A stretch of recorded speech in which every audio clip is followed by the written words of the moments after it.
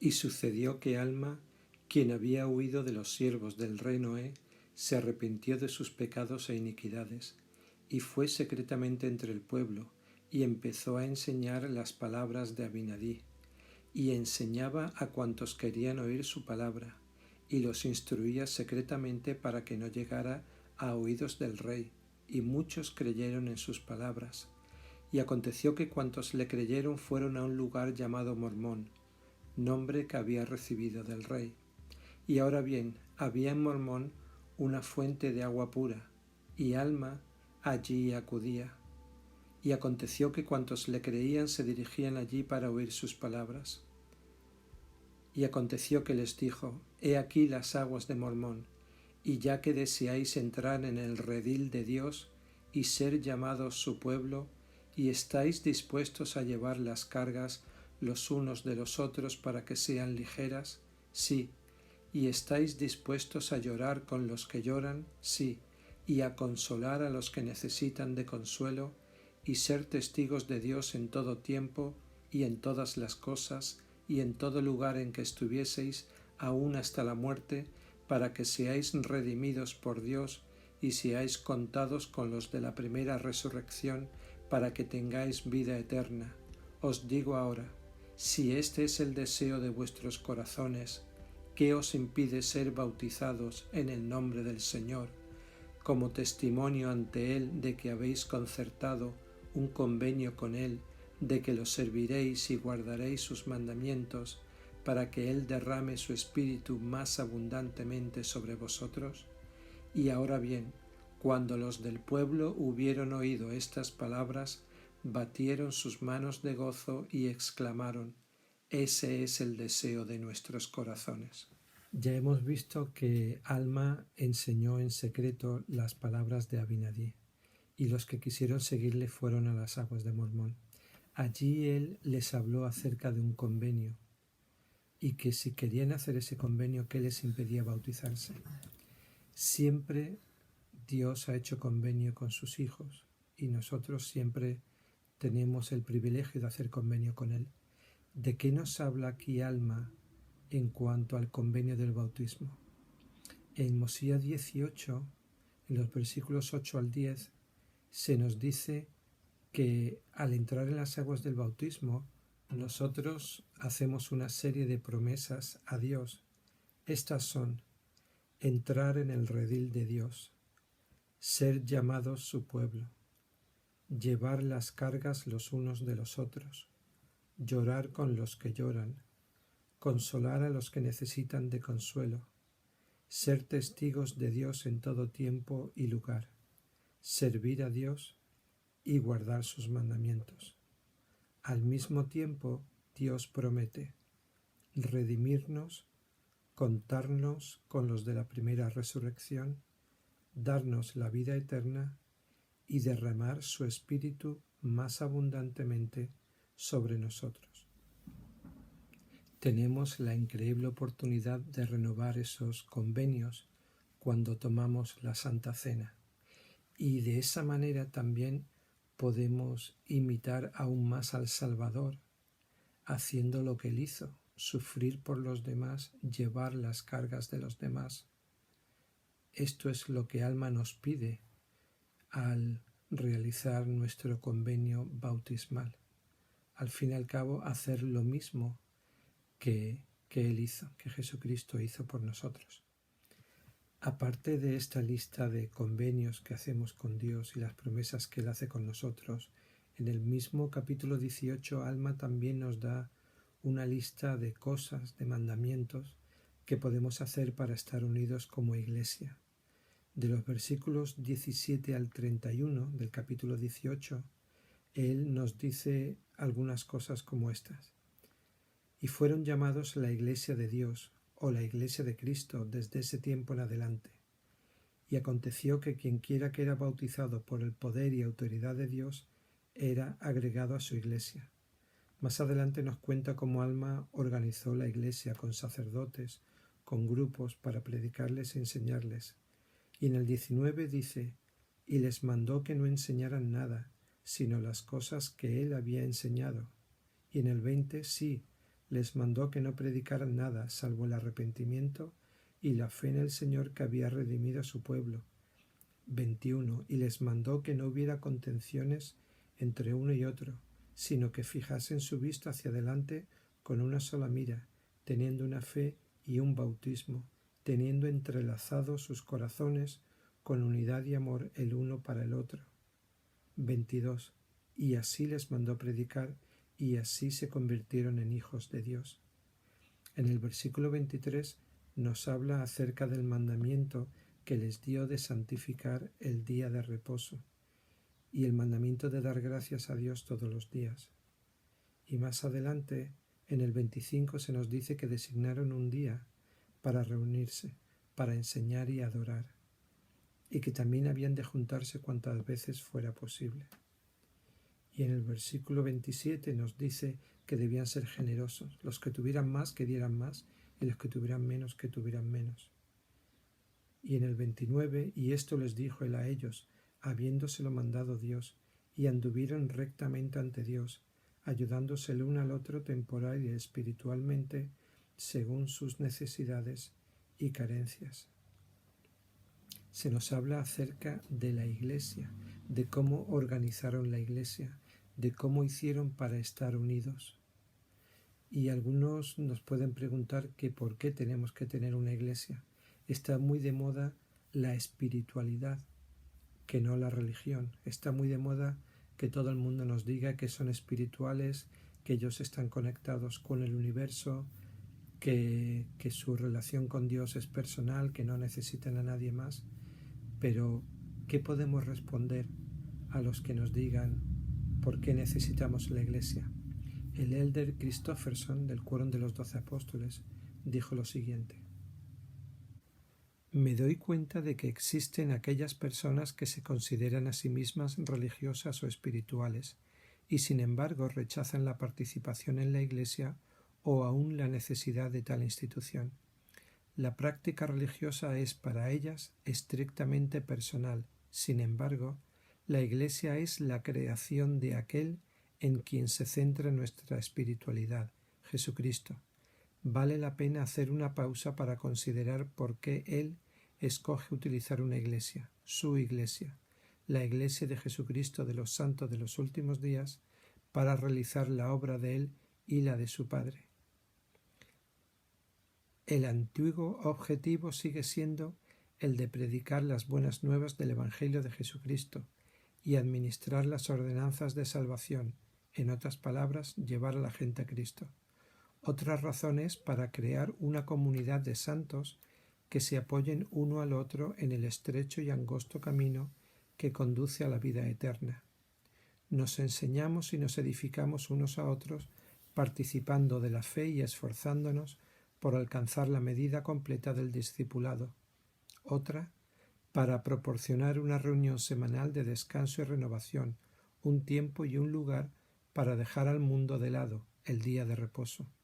Otra razón, para lograr cosas necesarias que no pueden lograr las personas ni pequeños grupos, incluyendo ocuparse de la pobreza, predicar el Evangelio en todo el mundo, edificar y poner en funcionamiento templos, casas del Señor, donde se administren las ordenanzas y los convenios esenciales, y por último, para poner a disposición las llaves del sacerdocio, con las cuales los oficiales del sacerdocio de la Iglesia preservan la pureza de la doctrina del Salvador y la integridad de sus ordenanzas de salvación, ayudan a preparar a aquellos que desean recibirlas, consideran su dignidad y luego efectúan dichas ordenanzas y determinan tanto la verdad como la falsedad. Seguimos con los capítulos. Ahora viene una historia que tenemos que entender. Vamos a hablar del contexto. Nos acordamos que Zenif había salido de la tierra de Mosía para saber de la tierra de sus antepasados, de donde Mosía precisamente había salido, donde había vivido Nefi y su pueblo, una tierra que ahora estaba conquistada por los lamanitas. Muy bien, pues el hijo de Zenif era Noé. Ya hemos visto lo que pasó con Noé, con Abinadí. El pueblo se enfada con Noé y con sus sacerdotes y los persiguen y llegan a matarlo. Y se cumple la profecía de Abinadí y Noé, el malvado, el inicuo rey Noé, muere por fuego. Entonces este Amulón, que era el jefe de los sacerdotes del rey Noé, y sus sacerdotes se esconden, no quieren volver al pueblo porque tienen miedo de que los maten. Entonces observan a un grupo de jóvenes lamanitas que danzaban y estaban en un paraje y las raptan. Esto crea un choque brutal de los lamanitas que atacan a los nefitas. Finalmente se descubre que no han sido los nefitas los que han raptado a las hijas de los lamanitas y viven en paz, pero muchos días después vuelven los lamanitas y los atacan. Y los nefitas se defienden, pero son vencidos. Y los nefitas vuelven a defenderse de los ataques lamanitas y vuelven a ser vencidos, a ser derrotados. Y entonces ellos no tienen más remedio que someterse a la esclavitud y a todas las cargas que los lamanitas les imponen a ellos. Entonces en el capítulo 21, en el versículo 13 dice: y se humillaron aún hasta el polvo, sujetándose al yugo de la esclavitud, sometiéndose a ser heridos y a ser arreados de un lado a otro y a llevar cargas, según la voluntad de sus enemigos, y se humillaron hasta lo más profundo de la humildad, y clamaron fuertemente a Dios. Sí, todo el día clamaban ellos a su Dios, para que los librara de sus aflicciones. Ahora bien, el Señor fue lento en oír su clamor a causa de sus iniquidades. Sin embargo, oyó sus clamores y empezó a ablandar el corazón de los lamanitas, de modo que empezaron a aligerar sus cargas.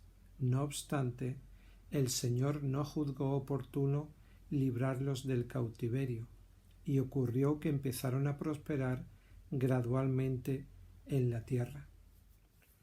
Y evidentemente tenían miedo de nuevos ataques de los lamanitas. Por eso el rey, cada vez que salía con su guardia. Y es en este momento cuando llega Amón, ya en la época del rey Mosías II, el hijo de Benjamín. Este Amón quería saber qué había pasado con aquel Cenif en la época de sus antepasados que había venido a esta tierra, y ahora lo apresan pensando que es uno de los lamanitas. Y aquí es donde se convierte el pueblo de Limi, y todos entonces desean ser liberados de su cautiverio. ¿Y cómo lo van a hacer? Pues resulta que Gedeón, un gran hombre del pueblo de Limi, les sugiere una estratagema: llevar vino a los lamanitas, pero un vino que estaba más fuerte de lo normal, para que se emborracharan y se durmieran. Y efectivamente le llevan los impuestos en vino que tienen que llevarle, pero esta vez le llevan más y más fuerte, y los lamanitas se emborrachan, los que están de guardia se quedan dormidos, y todo el pueblo de Limi, junto con Amón, escapan con sus posesiones, con sus joyas, su plata, y llegan a la tierra de Zaraemla. Y allí en la tierra de Zaraemla se reúnen con Mosías II, el hijo de Benjamín. Pues resulta que todas estas historias se cruzan ahora y es súper interesante. Los lamanitas que salen a perseguir al pueblo del rey Limi, que ha emborrachado a los guardianes y ha escapado con Amón, esos lamanitas que los persiguen se pierden en el desierto. Se encuentran con el jefe de los sacerdotes del rey Noé, Amulón, los que habían raptado a las hijas de los lamanitas.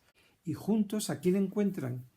Al pueblo de Alma, que los pobres estaban ahí encantados, habían encontrado un sitio fabuloso, lo habían llamado la tierra de Elam, y estaban prosperando, y ahora llegan los lamanitas, y ¿a quién ponen de gobernante sobre Alma? Precisamente a Amulón, que había sido sacerdote con él del rey Noé. Y entonces lo pasan fatal, y el pueblo de Alma es esclavizado.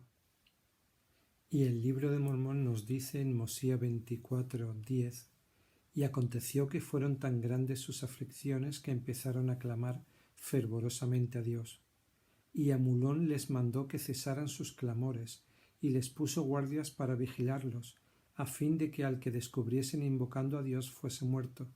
Y Alma y su pueblo no alzaron la voz al Señor su Dios, pero sí le derramaron sus corazones, y él entendió los pensamientos de sus corazones. Y aconteció que la voz del Señor vino a ellos en sus aflicciones, diciendo: Alzad vuestras cabezas y animaos, pues sé del convenio que habéis hecho conmigo, y yo haré convenio con mi pueblo, y lo libraré del cautiverio. Y también aliviaré las cargas que pongan sobre vuestros hombros, de manera que no podréis sentirlas sobre vuestras espaldas, mientras estéis en servidumbre. Y esto haré yo para que me seáis testigos en lo futuro, y para que sepáis de seguro que yo, el Señor Dios, visito a mi pueblo en sus aflicciones. Y aconteció que las cargas que se imponían sobre Alma y sus hermanos fueron aliviadas. Sí, el Señor los fortaleció de modo que pudieron soportar sus cargas con facilidad y se sometieron alegre y pacientemente a toda la voluntad del Señor. Y más adelante, en los siguientes versículos, el Señor le dice a su pueblo: Consolaos, porque mañana os libraré del cautiverio. Y dijo a Alma: Tú irás delante de este pueblo, y yo iré contigo, y libraré a este pueblo del cautiverio. De nuevo el Señor libra a su pueblo, al pueblo de Alma. ¿Cómo? Haciendo caer un profundo sueño sobre los lamanitas. Entonces ellos huyen y atraviesan el desierto y llegan a la tierra de Zaraemla, la del rey Mosías II. Y dice que el rey Mosías también se alegró de verlos. ¿También por qué? Porque ya había recibido al otro pueblo, al pueblo de Limi. Así que vemos cómo el Señor nos fortalece de una manera o de otra. Todos estamos pasando por aflicciones, realmente algunos por unas aflicciones muy serias, muy duras, muy duras. Ayer me enteré del fallecimiento de una queridísima hermana joven que ha dejado 4 hijas. También me he enterado del fallecimiento de un hijo de un amigo nuestro, de nuestra familia. Hay aflicciones que son duras de llevar, pero el Señor recuerda nuestro convenio. Nosotros tenemos que recordarlo. El Señor nos librará. Hay aflicciones que estamos llevando ahora.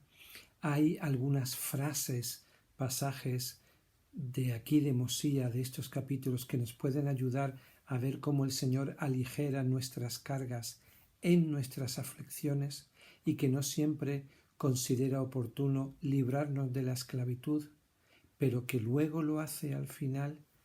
¿Cómo podemos nosotros agradecerle que nos libre de la esclavitud o que nos alivie las cargas? ¿Cómo podemos agradecerle que Él se acuerde de nosotros? De muchas maneras, ¿verdad? Pensémoslo durante esta semana. Testifico de la importancia de respetar nuestros convenios. Testifico de la importancia de llevar las cargas unos con los otros, de cumplir con nuestros convenios del bautismo, de recordar el día de reposo, la importancia de la Iglesia, lo importante que es que podamos poner en práctica las Escrituras en nuestras vidas. De todo ello testifico en el nombre de Jesucristo. Amén.